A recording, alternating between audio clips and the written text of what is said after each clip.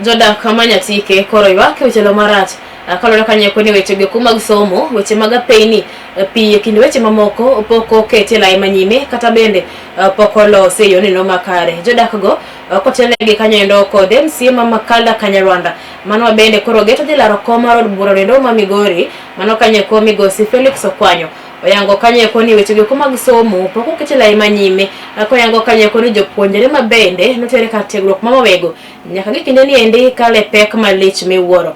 Reporter Marwe County ma Migori Collins Gor ekono kanyo ler mathoth. Thoth jodak manyatike pod ywak maliche mokalo ni chenro mag dongruok mago gin achiel kuom gigo mapende ochung' mana kar tiendgi ka wechego mag somo gin mago bende koro to noserie thochgi kendo onge okang' moro amora ma ikawo mar ting'o chenro mag somo ahinya to ne nyithindo makono. Ma ler mabende ochiw koda ka MC ma Makalda Kanyarwanda migosi Felix Okwanyo mabende ni e ng'we laro kod bura makono oyango ni thoth nyithindo koro to noteri mawego polytechnic gino mabende koro thothgi thagore maliche mokalo. All our primary schools are at limbo because Nyatike currently we are receiving every financial year roughly 200 and something million. 50% of that money should specifically go for bursary. And the reason why our schools are relinquishing to poverty is because almost 80% of that money goes to other constituencies. For example, there are students that have been sponsored to Mawego. Every financial year, Mawego receive NGCDF from Nyatike almost to a tune of 50 million.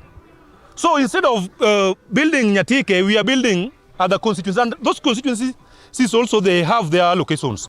Korka korgi, jodak manyatike go kuro to yango ni migosi Tom Odege osenyiso yulo maliche mokalo e chiwo chenro mag dongruok kata mana siro somb nyithindo osebedo gwanyo matamre gi nono. Giyango ni pie mar jaod burani en mano bende koro onge kendo koro giywak ni nyithindgi to koro sandre e skunde mago ma oko e kinde mamoko to dhi nyime koda ka chenro mag somo e kaunti niki e yono makare. Rais miluongo ni Ruto obiro e museum oinga ka mondo omiyo bi obedie gi jodongo Kanyamwa piny. Anyise memoranda mondik nwa to minwa rais obiro gi rais pamoja odiochieng' achiel.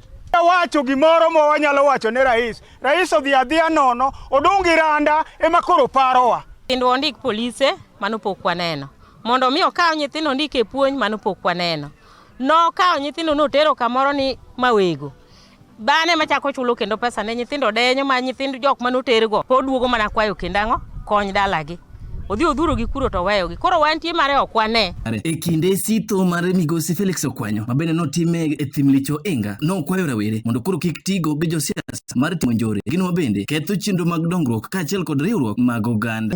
I want to caution all leaders including me ni kik iye nyathi mora mora kijana mora mora tiko ni mi pala kata beti ni tinge nungoni to ng'ano to nyithindo ka oketo Nairobi kata loka winjo maber.